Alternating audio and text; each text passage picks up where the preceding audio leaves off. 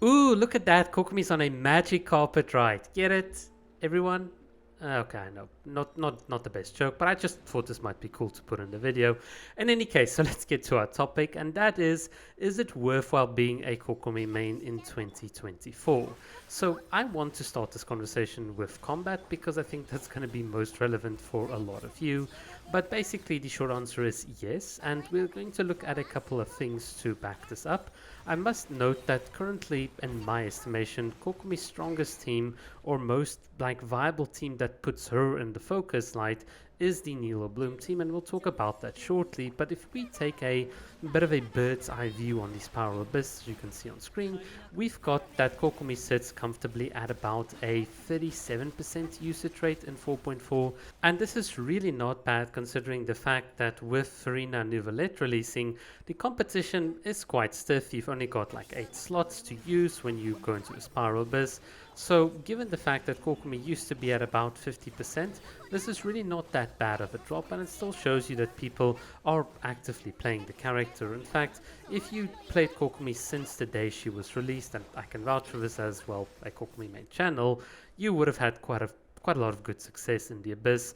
Unfortunately, what has changed is something like Kokomi's most meta teams. So for instance, your Ayaka Freeze teams are not really there anymore, your Taser teams aren't there, Sukokomon's not there. In fact, if you just throw out Xiangling from Sukokomon and replace it with any decent Dendro units, then suddenly that Kokomi Hyper Bloom team is really good and even better than the Sukokomon variant. So from that perspective, whilst Kokomi's original meta teams might have fallen out of flavor, she certainly picked up new ones. And as you might have noticed here in the background, I'm playing the Nilo Bloom team. This is Kokomi's strongest team because oddly enough, Kokomi is the one that does the most damage. I've covered this in my Nilo Bloom videos where we looked at the aura management in detail, and effectively Kokomi does about 45 to about 52% of the team's total damage. And unfortunately, as impressive as that is, very few people actually talk about it. They fail to acknowledge that as much as it is a niche Nilo Bloom team, it is actually one of Kokomi's strongest teams. It's actually by, I think, default a Kokomi team, the Nilo Bloom variant, where her damage is effectively transformed into Dendro damage via Nilo, which just makes Nilo an incredibly strong support. Another honorable mention that I just want to put in is the Mono Hydra team with Farina. Kokomi is not really replaced by Farina. In fact, the two have shown that they work really well together. Pair it with Yelon and you've got such a strong team. And on the topic of Farina, I mean, we just have to talk about it. Kokomi herself is currently kind of in an identity crisis. Well, not really identity, but she's lacking a strong identity. So the ability to walk on water, as you can see in the background, was something that was so iconic, so classic to Kokomi, and it was the thing that spawned a lot of memes. And effectively, if you have memes and these memes are in popular culture, that's how you get your character to be part of like the bigger community's mental market share, if we can put it in that way. And with Farina being able to infinitely walk on water, this very unique aspect of Kokomi has literally been stripped from her. And I also think Kokomi is not the only one. Mona's ability to be a buffer and also move over water has been, I think, more egregiously just been replaced by Farina.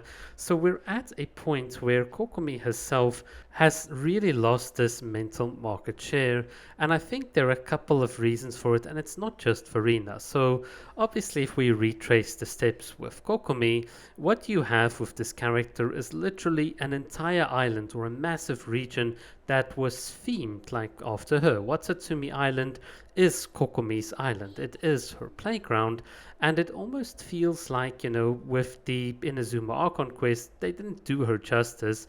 They did make up for it in Kokomi's story quest, where we had a lot of showing, and not just telling, but showing Kokomi being brilliant, her writing directives, thinking on the spot, liaising, setting up meetings. We had a lot of insight into how she governs, the energy system she put up. So when it came to the whole aspects of her personality that puts her in popular lore, like being the Coco Jesus and being the energy girl, there was quite a lot that captured people and put her in popular culture. And this could really have been done, or it could have been sustained if Hoyo had used Watatsumi Island more, if they'd used Kokomi in the Inkonomiya event and made her like prominently go down there, or they had given us more events centered around Watatsumi Island, or a second story quest like they did with Yoimiya. There's so much with Kokomi that we don't know. We don't know about her origins. We don't know whether this whole like blood of Orobashi and like why that she's special, why she can breathe underwater indefinitely, why she can walk on water, why all of the unique aspects of her like make her her. We just don't know any of it. And what is really a shame to me is that it's now been 2 years and it doesn't look like Hoyo ever intends to plan on like improving this. You see, I think they wanted to use Inkonomiya as a one-time event, and unfortunately, if there's no Inkonomiya or Vishap lore, the odds that we're going to get anything about Kokomi is just going to be null. In fact, I would really like it if they had a bit of lore where the Electro Dragon was the one that's currently terrorizing the waters of Watatsumi Island.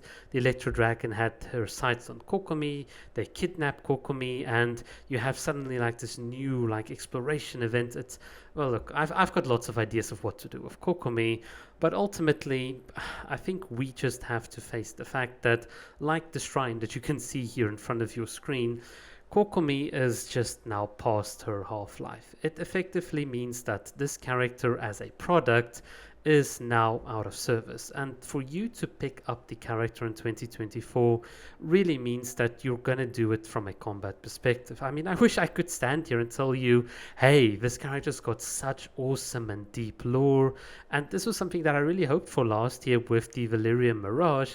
Instead, what we had was the English localization team like making Kokomi extremely high-pitched, which is why I'm so glad I played JP, because they went even further to butcher a character, and they did this thing where they teased Kokomi being like the general and leading their team in the Omnu Chamber to victory. She led Team D to like beating the thing, and it's like, okay, but I want to see it. I want to see what they're going to do. I want to see that chamber. I want to be involved in it. Can we get like a little mini spin-off event with Kokomi and like us being the team that she leads, and then you introduce a new endgame? Okay. Yeah, so basically, as you can tell, there are so many things we can do, but Hoyo just does not want to do it. I mean, for God's sake, can't we at least just go into the house that Kokomi lives, just see what's on the inside like we can do with Aika? It's a shame. It really is a shame that Hoyo has neglected this character, one of their most beautiful characters, a character that they could have easily used as a poster child for Fontaine and to sell it, but they just refuse to do it. And for me, all I can say is that if you want to pick up Kokomi, you really have to do it out of love for the character, and of course the beautiful photos, which is like what we are very much known for. Guys, that is basically my story. It is a sad one, but if you are a Kokomi main, it is hopefully one that you can share and sympathize with. But yeah, that's it for today. That's all I have to say. Thanks so much for watching. Cheers.